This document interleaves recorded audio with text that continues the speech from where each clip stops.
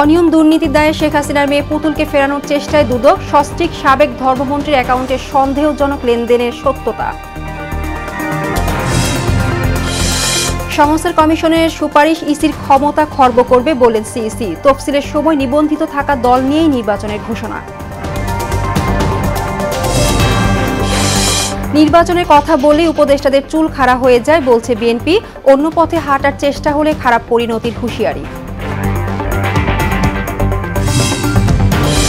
এবং বাংলা একাডেমি সাহিত্য পুরস্কার যাচাই বাছাই ভুল স্বীকার ডিজির। পুরস্কার প্রদান প্রক্রিয়াতেই গলদ বললেন সংস্কৃতি উপদেষ্টা।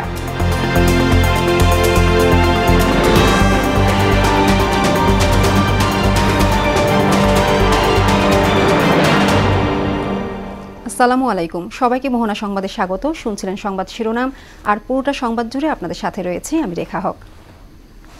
এবার বিস্তারিত। অর্থ আত্মসাৎ ও ক্ষমতার অপব্যবহারের অভিযোগে সাবেক প্রধানমন্ত্রী শেখ হাসিনার মেয়ে সাইমা ওয়াজেদ পুতুলকে দেশে ফিরিয়ে আনার চেষ্টা করছে দুর্নীতি দমন কমিশন দুদক। এদিকে সাবেক ধর্মমন্ত্রী ফরিদুল হক খান ও তার সস্ত্রীক ব্যাংক অ্যাকাউন্টে সন্দেহজনক লেনদেনের প্রাথমিক সত্যতা মেলায় তাদের বিরুদ্ধে মামলার অনুমতি দেওয়া হয়েছে বলে জানিয়েছেন দুদক মহাপরিচালক আক্তার হোসেন। বিকেলে দুদক কার্যালয়ে নিয়মিত ব্রিফিংয়ে এসব কথা বলেন তিনি। এস.ইউ. সেলিমের প্রতিবেদন। সাবেক প্রধানমন্ত্রী শেখ হাসিনার মেয়ে সাইমা ওয়াজেদ পুতুল পারিবারিক রাজনৈতিক প্রভাব অপব্যবহার করে দুর্নীতির মাধ্যমে বেআইনিভাবে পূর্বাচল নতুন শহর আবাসিক প্রকল্পে 10 কাঠা প্লট আয়ত্ত করেন। এ ঘটনায় এরই মধ্যে তার বিরুদ্ধে মামলা করেছে দুর্নীতি দমন কমিশন। এছাড়া সূচনা ফাউন্ডেশন নামের একটি প্রতিষ্ঠান খুলে পুতুল বিভিন্ন সামাজিক ও ব্যবসায়িক প্রতিষ্ঠান থেকে জোরপূর্বক উপটোকন ও অর্থ আদায় করতেন বলেও জানায় দুদক। স্বাস্থ্য ও পরিবার কল্যাণ মন্ত্রণালয়ের স্বাস্থ্য বিভাগের আওতায় অটিস্টিক সেলকে ব্যবহার করে ভুয়া প্রকল্প দেখিয়ে সেই প্রকল্পের অর্থ করমুক্ত করায় রাষ্ট্রের বিপুল আর্থিক ক্ষতি হয়েছে। রবিবার দুদক কার্যালয়ে সংবাদ সম্মেলনে দুদক মহাপরিচালক জানান, এসব অভিযোগের বিস্তারিত তদন্ত করে পুতুলকে দেশে ফিরিয়ে আনার চেষ্টা করছে দুদকের অনুসন্ধানী দল। সূচনা ফাউন্ডেশন, দ্বৈত নাগরিকত্ব, সবগুলো বিষয়ে আমাদের অনুসন্ধান দল কাজ করছেন এগুলি নিয়ে, এবং এগুলিও প্রাপ্তি সাপেক্ষে এগুলি পর্যালোচনা করবেন।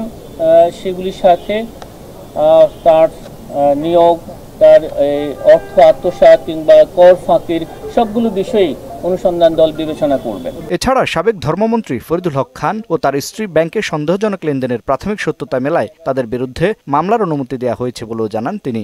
অভিযোগ সংশ্লিষ্ট জনাব মোহাম্মদ ফরিদুল হক খান, সাবেক সংসদ সদস্য জামালপুর 2 ও সাবেক ধর্মমন্ত্রী দুর্নীতি ও ঘুষ সংগঠনের মাধ্যমে প্রাপ্ত অর্থ বা সম্পত্তির অবৈধ উৎস গোপন বা আড়াল করার উদ্দেশ্যে স্থানান্তর, রূপান্তর এবং হস্তান্তরের অপরাধে মামলা রুজুর কার্যক্রম প্রক্রিয়াধীন রয়েছে। এদিকে বাংলাদেশ ব্যাংকের সাবেক ডেপুটি গভর্নর এস.কে. সুরের ব্যক্তিগত গোপনীয় লকার খুলেছে একজন নির্বাহী ম্যাজিস্ট্রেট সহ দুদক পরিচালক কাজী মোহাম্মদ সাইমুজ্জামানের নেতৃত্বাধীন কমিশনের 7 সদস্যের দল। এই অভিযোগের সুষ্ঠু অনুসন্ধান হোক। এস.ইউ. সেলিম, মোহনা সংবাদ, ঢাকা। জুলাই আগস্ট গণহত্যা মামলায় র্যাবের সাবেক মহাপরিচালক হারুন অর রশিদের বিরুদ্ধে গ্রেপ্তারি পরোয়ানা জারি করেছেন আন্তর্জাতিক অপরাধ ট্রাইব্যুনাল। চিফ প্রসিকিউটর বলেন, মানবতা বিরোধী অপরাধ মামলায় এখন পর্যন্ত 96 জনের বিরুদ্ধে গ্রেপ্তারি পরোয়ানা জারি করলেও 50% কম আসামি গ্রেপ্তার হয়েছে। কাজী পাপুর প্রতিবেদন।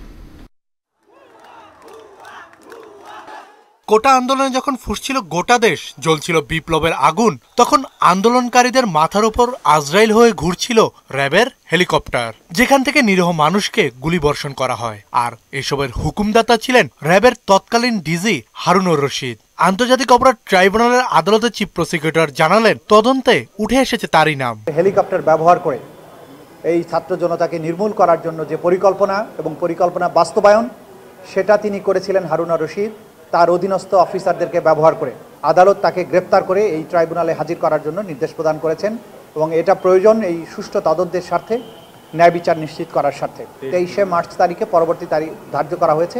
এর আগে যখনই তাকে গ্রেপ্তার করা হবে তাৎক্ষণিকভাবে তাকে আদালতে উপস্থিত করা হবে। ট্রাইব্যুনালের মামলায় এখন পর্যন্ত 96 জনের বিরুদ্ধে গ্রেপ্তারি পরোয়ানা জারি করা হলেও বেশিরভাগই ধরাছোঁয়ার বাইরে। মেজর জেনারেল জিয়াউল হাসান, যিনি একমাত্র সেনাবাহিনীর অফিসার যিনি গ্রেপ্তার আছেন, এরকম আর অন্যান্য বাহিনীর সামান্য কিছু আছে, কিন্তু মোটা দাগে সিভিলিয়ান এবং পুলিশের সদস্যটাই বেশি। ভেঙে পড়া পুলিশ প্রশাসনকে একটা ব্যবহার উপযোগী পর্যায়ে নিয়ে আসার কারণেই হয়তোবা প্রথম দিকের এই অ্যারেস্ট ওয়ারেন্টগুলো কার্যকর করা যায়নি। এদিকে আসলে 6 জনের লাশ পোড়ানোর ঘটনায় গ্রেপ্তার 2 পুলিশ সদস্য এসআই আব্দুল মালেক ও কনস্টেবল মুকুলকে আগামী 28 ও 30 জানুয়ারি জিজ্ঞাসাবাদের দিন ধার্য করেছেন আন্তর্জাতিক অপরাধ ট্রাইব্যুনাল। সরাসরি এই লাশ পোড়ানোর ঘটনার সাথে সম্পৃক্ত, তো এই ব্যাপারে তথ্য উদ্ঘাটনের জন্য আমরা তাদেরকে জিজ্ঞাসাবাদের জন্য অনুমতি চেয়েছিলাম। আদালত তাদের একদিন করে জিজ্ঞাসাবাদের অনুমতি দিয়েছেন। কাজী পাপ্পু, মোহনা সংবাদ, ঢাকা। জুলাই আগস্ট গণঅভ্যুত্থানে বিভিন্ন কারাগার থেকে পালিয়ে যাওয়াদের মধ্যে এখনও 7 শতাধিক বন্দী ধরা পড়েনি বলে জানালেন স্বরাষ্ট্র উপদেষ্টা জাহাঙ্গীর আলম চৌধুরী। কেরানীগঞ্জে কেন্দ্রীয় কারাগারে জরুরি সেবা উদ্বোধন শেষে সাংবাদিকদের বলেন, সে সময় 2200-র মতো কয়েদি পালিয়ে গেলেও 1500 জনকে গ্রেপ্তার করা হয়। বাকি 7 শতাধিক কয়েদিকে ধরতে চেষ্টা চলছে। জুলাই আগস্ট হত্যাকাণ্ডের তদন্তে কোনো ঘাটতি নেই বলেও জানান স্বরাষ্ট্র উপদেষ্টা।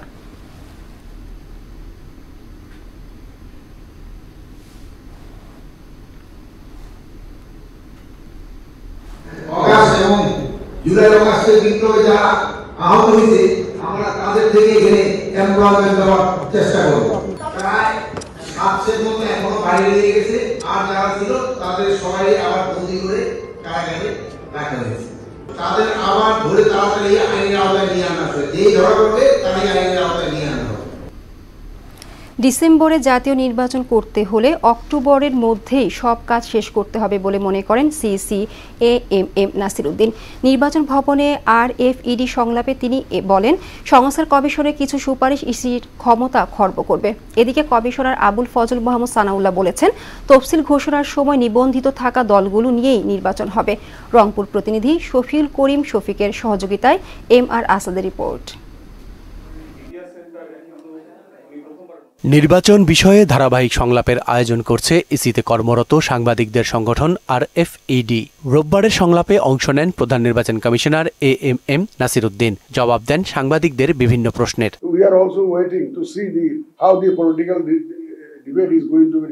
সীমানা নির্ধারণ, রাজনৈতিক দলের নিবন্ধন সহ বিভিন্ন বিষয়ে আইনি জটিলতা না কাটায় নির্বাচনের প্রস্তুতি ব্যাহত হচ্ছে বলে জানান তিনি। আইনের বাধার কারণে আমরা কিন্তু সাইমালটেনিয়াসলি কাজগুলো করতে পারতেছি না। Particularly delimitation, registration of parties, এই কাজগুলো আমাদের আটকে আছে। আমরা যেটা ভাষাভাষী করতে চেয়েছিলাম এটা করতে পারতেছি না। ডিসেম্বরে যদি ইলেকশন হতে হয়, আমি সেটাই বলছি, হতে হয় তাহলে অক্টোবরের মধ্যে যাতে আমি প্রস্তুতি নিতে পারি সেরকম ব্যবস্থা করতে হবে।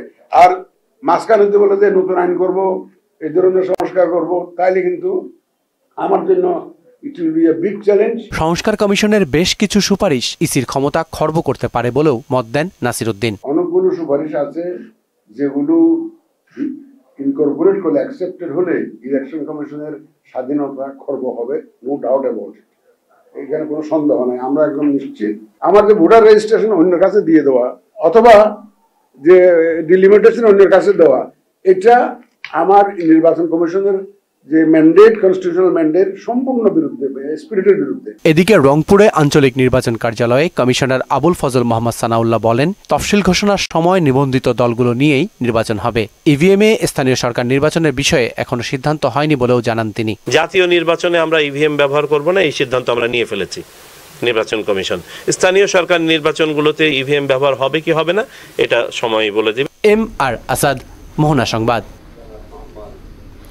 নির্বাচনের কথা বললেই উপদেষ্টাদের চুল খাড়া হয়ে যায় বলে মন্তব্য করেছেন বিএনপির স্থায়ী কমিটির সদস্য হাফিজ উদ্দিন আহমেদ। স্থায়ী কমিটির আরেক সদস্য আমির খসরু মাহমুদ চৌধুরী বলেছেন, নির্বাচন ছাড়া কোনো ভিন্ন পথে হাঁটার চেষ্টা হলে শেখ হাসিনার মতোই পরিণতি হবে অন্তর্বর্তী সরকারের। তানজিদ ভুইয়ার প্রতিবেদন। ঢাকা রিপোর্টার্স ইউনিটিতে মুক্তিযোদ্ধা দলের আলোচনা সভায় প্রধান অতিথি ছিলেন বিএনপির স্থায়ী কমিটির সদস্য হাফিজ উদ্দিন আহমেদ। বক্তব্যে তিনি বলেন, বিএনপি গত 15 বছর গণতন্ত্রের জন্য সংগ্রাম করেছে, একে অস্বীকার করার সুযোগ নেই। এই অন্তর্বর্তী সরকারের প্রধান কাজ হলো একটি সুষ্ঠু নির্বাচনের মাধ্যমে জনগণের প্রতিনিধিদের কাছে দায়িত্ব হস্তান্তর করা, কিন্তু এই কথা তারা বলে না, ভুলে গিয়েছে। ইলেকশনের কথা বললেই তাদের চুল খাড়া হয়ে যায়। বা ইলেকশন কি কোনো অন্যায় কাজ, অপকর্ম? গত 16-17 বছর আমরা জীবন দিয়েছি। অন্তর্বর্তী সরকারের প্রধান ডক্টর ইউনূসের উপদেষ্টা পরিষদকে দুর্বল উল্লেখ করে তারা বেশি দিন ক্ষমতায় থাকলে দেশের গণতন্ত্র পিছিয়ে পড়বে বলে মন্তব্য করেন তিনি। এখানে বসে কিংস পার্টি করার চেষ্টা আপনারা করবেন না। প্রফেসর ইউনূস অত্যন্ত সম্মানিত ব্যক্তি, তার কোনো অভিজ্ঞতা নাই রাষ্ট্র পরিচালনায়, তার সাফল্য আমরা দেখতে পাচ্ছি না, তবুও আমরা তাকে সমর্থন জানাবো। অতীতে তত্ত্বাবধায়ক সরকার ছিল 3 মাসের জন্য, আপনারা তো 30 বছর থাকতে চান যা মনে হচ্ছে। এতদিন সময় দেওয়া সম্ভব হবে না, কারণ অনির্বাচিত সরকার একটি দুর্বল সরকার। এদিকে জাতীয় প্রেস ক্লাবে এক আলোচনা সভায় বিএনপির স্থায়ী কমিটির সদস্য আমির খসরু মাহমুদ চৌধুরী বলেন, সুষ্ঠু নির্বাচনের জন্য সরকারকে অবশ্যই নিরপেক্ষ হতে হবে। তারা নিরপেক্ষভাবে যে আগামী যে নির্বাচন হবে সেদিকে এগিয়ে যেতে হবে। নিরপেক্ষতা নিয়ে কোনো প্রশ্ন যাতে কারো মনে না জাগে, নিরপেক্ষতা নিয়ে যদি প্রশ্ন জাগে তাহলে সেটা হবে এই আন্দোলনের, এই ত্যাগের, এই 15 বছর ত্যাগের যে রক্ত দিয়েছে, প্রাণ দিয়েছে, তাদের প্রতি বেইমানি করা হবে। জনগণের অধিকার ফিরিয়ে দেওয়ার একমাত্র উপায় হচ্ছে নির্বাচন, এমন মন্তব্য করে তিনি বলেন, নির্বাচিত সংসদ ছাড়া কোনো সংস্কার গ্রহণযোগ্য হবে না। কেউ যদি দ্বিতীয় পথ বেছে নিতে চায় জনগণকে বাইরে রেখে, কোনো গোষ্ঠী, ব্যক্তি, দল, সেটা বাংলাদেশের জনগণ গ্রহণ করবে না। তানজিদ ভুইয়া, মোহনা সংবাদ, ঢাকা। বাংলা একাডেমি সাহিত্য পুরস্কার যাচাই বাছাইয়ে ভুল স্বীকার করেছেন প্রতিষ্ঠান ডিজি মোহাম্মদ আজম। তিনি বলেন, তালিকায় নাম আসা ব্যক্তিদের গণহত্যা এবং গণবিরোধী রাজনৈতিক সম্পৃক্ততা থাকলে পুরস্কার বাতিল হবে।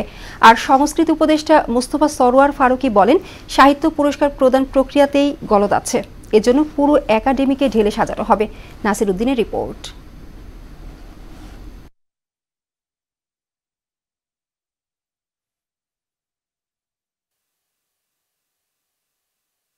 বাংলা একাডেমি সাহিত্য পুরস্কারের জন্য বৃহস্পতিবার 10 জনের তালিকা প্রকাশ করা হয়। এরপরে শুরু হয় সমালোচনা। এর প্রেক্ষিতে 2 দিনের মাথায় সেই তালিকা স্থগিত করে বাংলা একাডেমি।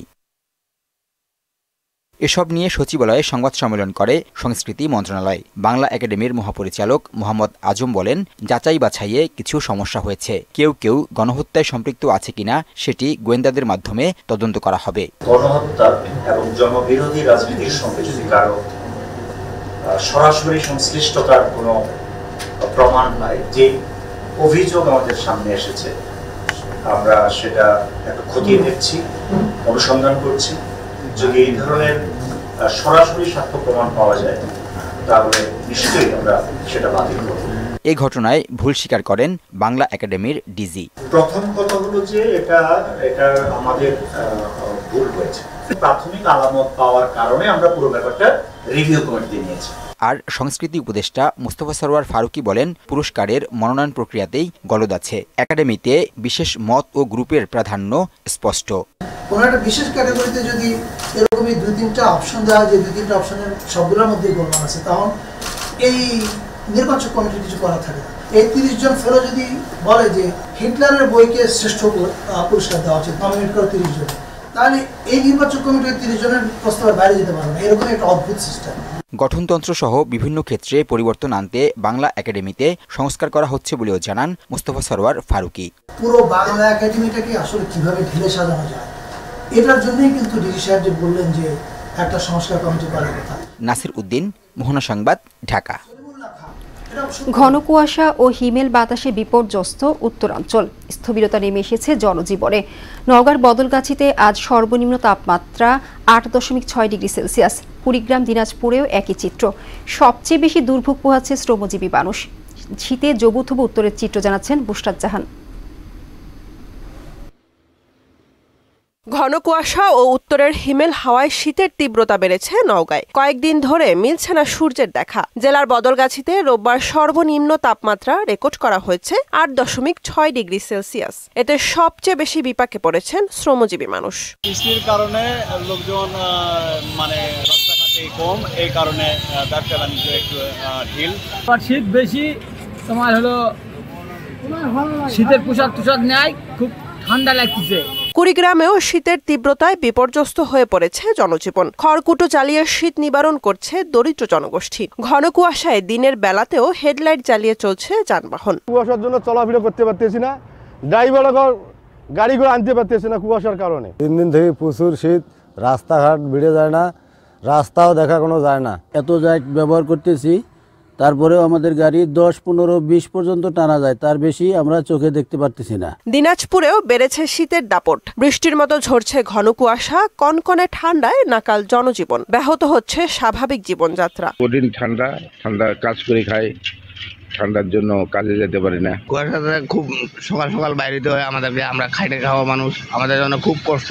বুশরাত জাহান, মোহনা সংবাদ। বর্তমান সময়ে রাজস্ব আদায়কে বড় চ্যালেঞ্জ উল্লেখ করে যৌক্তিক পন্থায় কর আহরণে সরকার বেশি মনোযোগী বলে জানালেন অর্থ উপদেষ্টা সালেউদ্দিন আহমেদ। সকালে রাজধানীর আগারগাঁওয়ে আন্তর্জাতিক কাস্টমস দিবসে এনবিআর এর সেমিনারে তিনি একথা বলেন। এতে এনবিআর চেয়ারম্যান আব্দুর রহমান খান বলেন, সহজ সেবা দিতে অনলাইনে করদান প্রথা চালু হয়েছে। মনিরুল ইসলামের প্রতিবেদন। আয়কর রিটার্ন দাখিলের ঝক্কি বহুদিনের, তবে এবার অনলাইনে কোনো রকম হয়রানি ছাড়াই আয়কর রিটার্ন দাখিল করতে পারছেন করদাতারা। আন্তর্জাতিক কাস্টমস দিবসের আলোচনায় এনবিআর চেয়ারম্যান জানান, অনলাইনে রিটার্ন জমার লক্ষ্যমাত্রা নির্ধারণ করা হয়েছে 14 লাখ। ইতিমধ্যেই দাখিল করেছেন 12 লাখ করদাতা। ব্যবসা বাণিজ্য করার সময় যত রকমের সমস্যার মধ্যে পড়েন আমাদেরকে রিপোর্ট করেন। সরকারের একটা অনলাইন গ্রিভেন্স রিড্রেসাল সিস্টেম আছে, জিআরএস, অত্যন্ত আধুনিক। সেখানে ডিটেইল লেখা যায় আপনি কোন কাজে গিয়ে কোথায় সমস্যা পড়লেন। এই সমস্যাগুলো যদি আমরা জানতে পারি তাহলে আমরা অ্যাড্রেস করতে পারি এবং আমরা স্ট্রিক্ট অ্যাকশন নিতে পারি। অর্থ উপদেষ্টা বলেন, শুধু রাজস্ব আহরণই নয়, ব্যয়ও যৌক্তিক করার উপর জোর দিচ্ছে সরকার। আমরা এবার চেষ্টা করছি আমাদের রাজস্ব আহরণ যদি যৌক্তিক হয় এবং ব্যয়টাও যৌক্তিক হয়, মানে আয় করে যাব তবে সরকার বা তার অন্যান্য আনুষঙ্গিক সংস্থাগুলো ব্যয় করতে থাকবে, সেটা কাম্য। বাজারে চাল ছাড়া সব পণ্যের দামই কম দাবি করে অর্থ উপদেষ্টা বলেন, অগ্রাধিকার ভিত্তিতে এই মুহূর্তে অর্থনীতি সংস্কার জরুরি। রাজনৈতিক সংস্কার, তারপর অর্থনৈতিক সংস্কার, ইলেকশন প্রসেস, আমি মনে করি সেগুলি নিশ্চয়ই দরকার আছে, অত্যন্ত গুরুত্বপূর্ণ, কিন্তু এই মুহূর্তে সবচেয়ে বড় একটা সমস্যা অর্থনৈতিক। বাংলাদেশ সহ ওয়ার্ল্ড কাস্টমস অর্গানাইজেশনের সদস্যভুক্ত 186 দেশে একযোগে পালন হচ্ছে আন্তর্জাতিক কাস্টম দিবস। এবারের প্রতিপাদ্য কাস্টমস সেবায় প্রতিশ্রুতি, দক্ষতা, নিরাপত্তা, প্রগতি।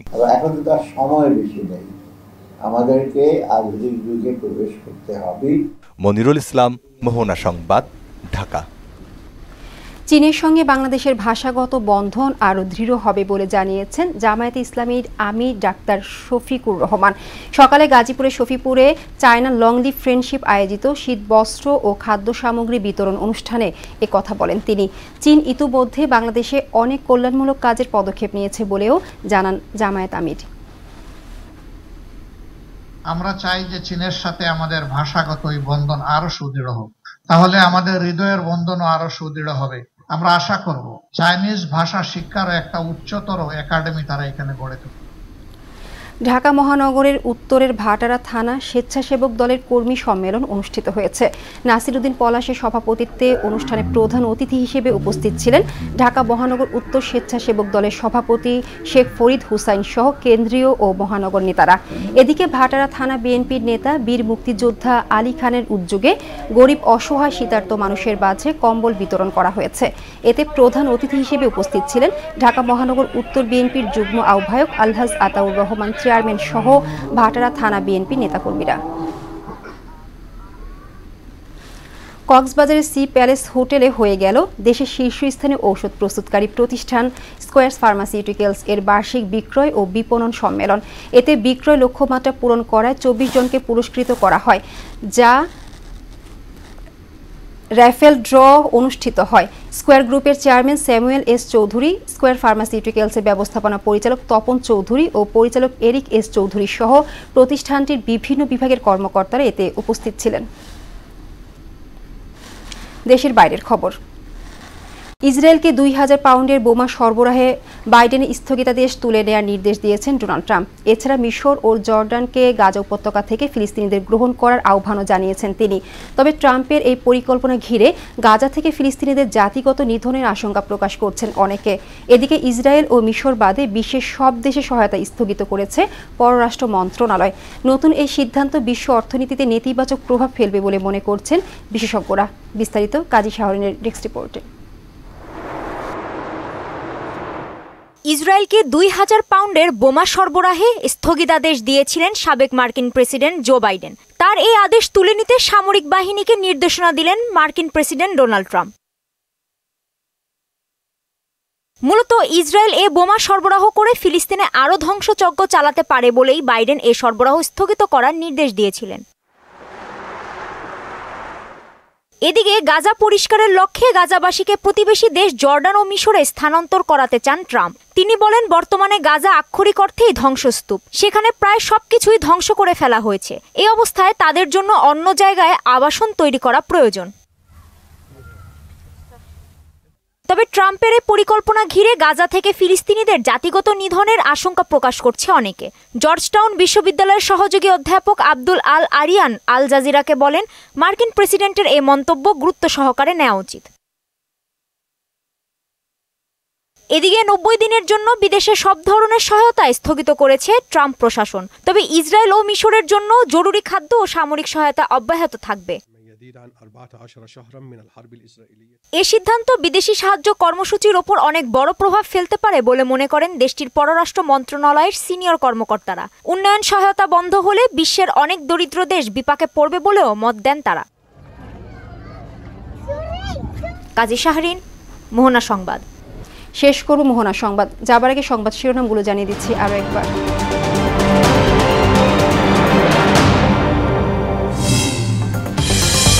অনিয়ম দুর্নীতির দায়ে শেখ হাসিনার মেয়ে পুতুলকে ফেরানোর চেষ্টায় দুদক সস্ত্রীক সাবেক ধর্মমন্ত্রীর অ্যাকাউন্টে সন্দেহজনক লেনদেনের সত্যতা। সংস্থার কমিশনের সুপারিশ ইসির ক্ষমতা খর্ব করবে বলেন সিইসি। তফসিলের সময় নিবন্ধিত থাকা দল নিয়ে নির্বাচনের ঘোষণা। নির্বাচনের কথা বলে উপদেষ্টাদের চুল খাড়া হয়ে যায় বলছে বিএনপি। অন্য পথে হাঁটার চেষ্টা হলে খারাপ পরিণতির হুঁশিয়ারি। এবং বাংলা একাডেমি সাহিত্য পুরস্কার যাচাই বাছাই ভুল স্বীকার ডিজির। পুরস্কার প্রদান প্রক্রিয়াতেই গলদ বলেন সংস্কৃতি উপদেষ্টা।